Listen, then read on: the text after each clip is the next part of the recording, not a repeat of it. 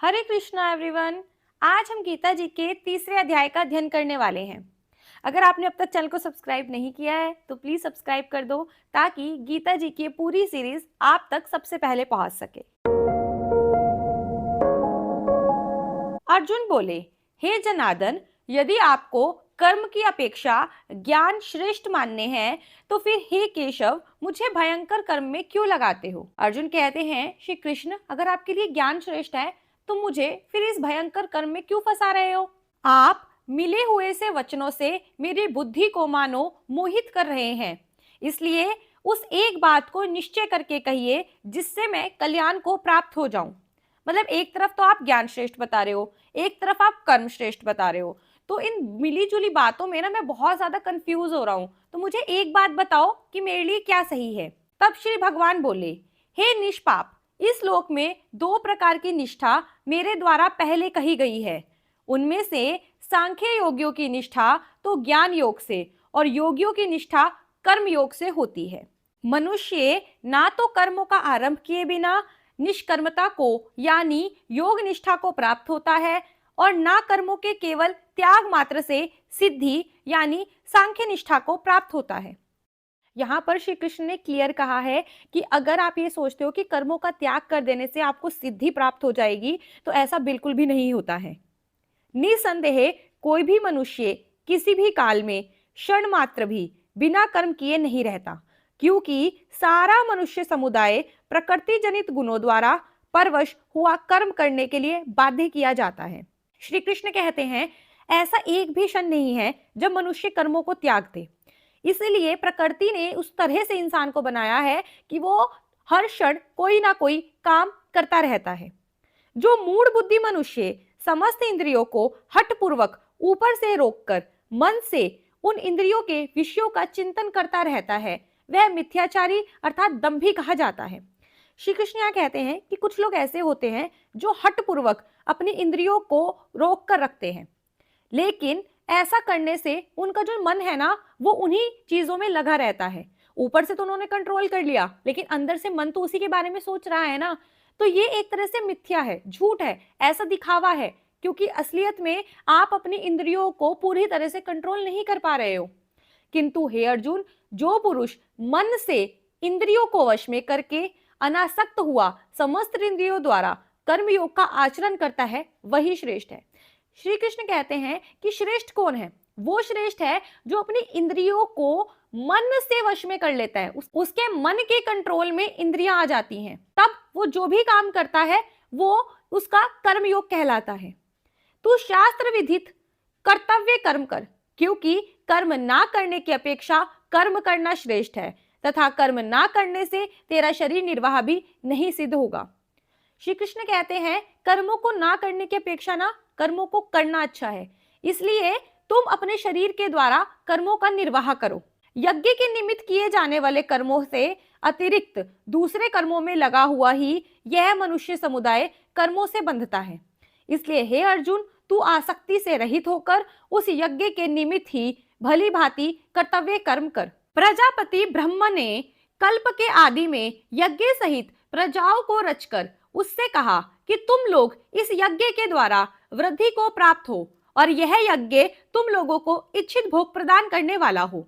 जो प्रजापति थे ना, उन्होंने यज्ञ की शुरुआत की। उन्होंने कहा कि जो तुम यज्ञ करोगे ना उससे तुम्हारे को वृद्धि प्राप्त होगी, उससे तुम अपनी इच्छाओं की पूर्ति कर पाओगे। इसीलिए लोग यज्ञ करते हैं अपनी किसी इच्छा की पूर्ति के लिए। तुम लोग इस यज्ञ के द्वारा देवताओं को उन्नत करो और वो देवता तुम लोगों को उन्नत करे। इस प्रकार निस्वार्थ भाव से एक दूसरे को उन्नत करते हुए तुम लोग परम कल्याण को प्राप्त हो जाओगे। यज्ञ के द्वारा बढ़ाए हुए देवता तुम लोगों को बिना मांगे ही इच्छित भोग निश्चय ही देते रहेंगे। इस प्रकार उन देवताओं के द्वारा दिए गए भोगों को जो पुरुष उनको बिना दिए स्वयं भोगता है वह चोर ही है। यहाँ पर श्री कृष्ण समझा रहे हैं कि हमने यज्ञ के द्वारा भगवान को प्रसन्न करने की कोशिश की, अपनी इच्छा मांगी, भगवान ने हमारी इच्छा को पूरा भी कर दिया। अब हमारा कर्तव्य बनता है कि जो हम काम कर रहे हैं ना वो हम उस भगवान को अर्पित करें, क्योंकि उन्होंने ही हमको दिया है, उन्हीं का दिया हुआ है, और हम उनको नहीं देंगे तो वो एक तरह से चोरी कहलाएगी। इसलिए अगर हमने भगवान से कुछ मांगा है, भगवान ने हमको दिया है, तो हमारा कर्तव्य बनता है कि हम उसको भगवान को अर्पित करके फिर उसका प्रयोग करें। यज्ञ से बचे हुए अन्न को खाने वाले श्रेष्ठ पुरुष सब पापों से मुक्त हो जाते हैं, और जो पापी लोग अपना शरीर पोषण करने के लिए ही अन्न पकाते हैं, वे तो पाप को ही खाते हैं। श्री कृष्ण यहाँ पर समझा रहे हैं कि जो यज्ञ से बचा हुआ अन्न होता है ना, उसको जो खाते हैं वो तो श्रेष्ठ पुरुष है, उनको तो पापों से मुक्ति मिल गई है। लेकिन जो सिर्फ अपने शरीर को पालने के लिए खाना बनाते हैं और खाते हैं, किसी को अर्पित नहीं करते, भगवान को अर्पित नहीं करते, तो ऐसे जो खाना खा रहे हैं ना, वो एक तरह से पाप को खा रहे हैं। संपूर्ण प्राणी अन्न से उत्पन्न होता है।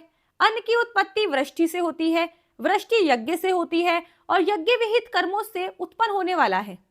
कर्म समुदाय को तू वेद से उत्पन्न और वेद को अविनाशी परमात्मा से उत्पन्न हुआ ज्ञान, इससे सिद्ध होता है कि सर्वव्यापी परम अक्षर परमात्मा सदा ही यज्ञ में प्रतिष्ठित है। यहाँ पर श्री कृष्ण क्लियरली बोलते हैं कि जो यज्ञ है ना, उसमें परमात्मा निवास करता है। इसीलिए जब हम यज्ञ करते हैं तो हम डायरेक्टली भगवान से कांटेक्ट में होते हैं।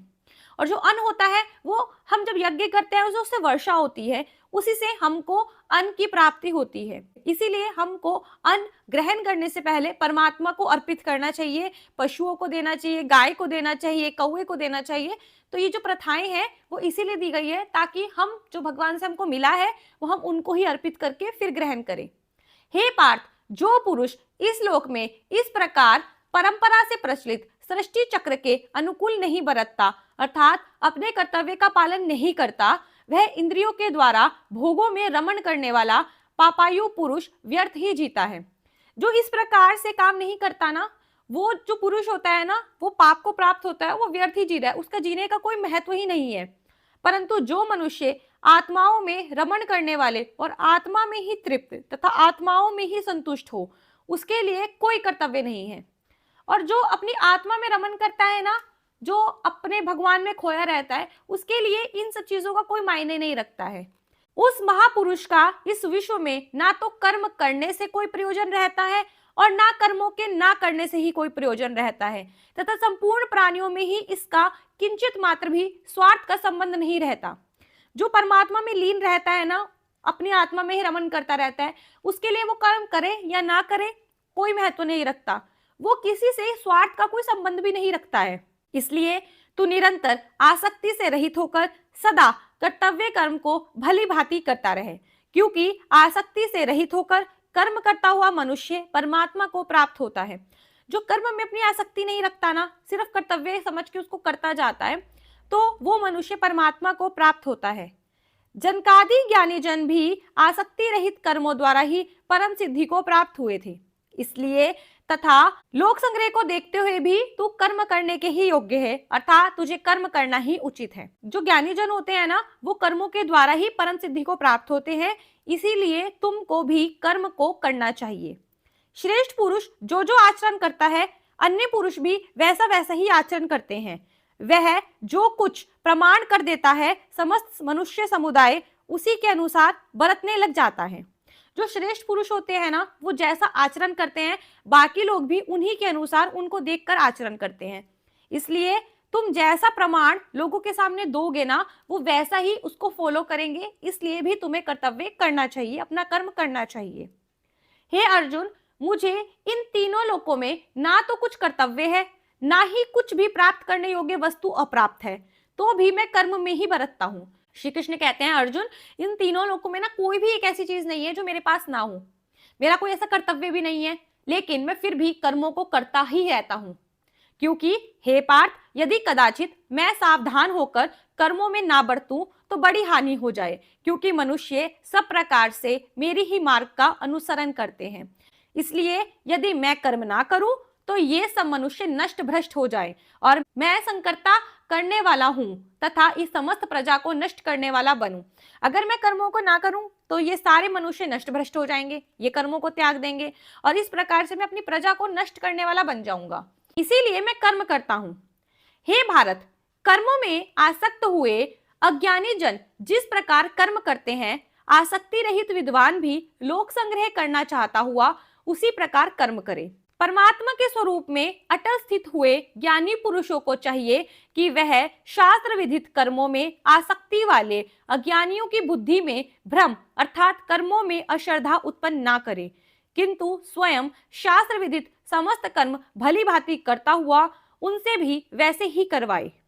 यहाँ पर श्री कृष्ण कहते हैं कि जो ज्ञानी पुरुष है ना, उनका फर्ज बनता है कि वो शास्त्र विधि के द्वारा बनाए गए कर्मों को लोगों से करवाए, ना कि उनकी बुद्धि को भ्रष्ट करे। वो खुद भी काम को वैसे ही करे जो शास्त्रों में बताया गया है और लोगों को भी वैसे ही करवाए। वास्तव में संपूर्ण कर्म सब प्रकार से प्रकृति के गुणों द्वारा किए जाते हैं, तो भी जिसका अंतःकरण अहंकार से मोहित हो रहा है, ऐसा अज्ञानी मैं करता हूं ऐसा मानता है। कर्म सबको करना है और कर्म प्रकृति का नियम है, इसलिए हम कर्मों में बंधे हुए हैं। लेकिन जो ये मानता है ना कि मैं काम कर रहा हूं, वो अज्ञानी है। परंतु हे महाबाहो, गुण विभाग और कर्म विभाग के तत्वों को जानने वाला ज्ञान योगी संपूर्ण गुण ही गुणों में बरत रहे हैं, ऐसा समझकर उसमें आसक्त नहीं होता।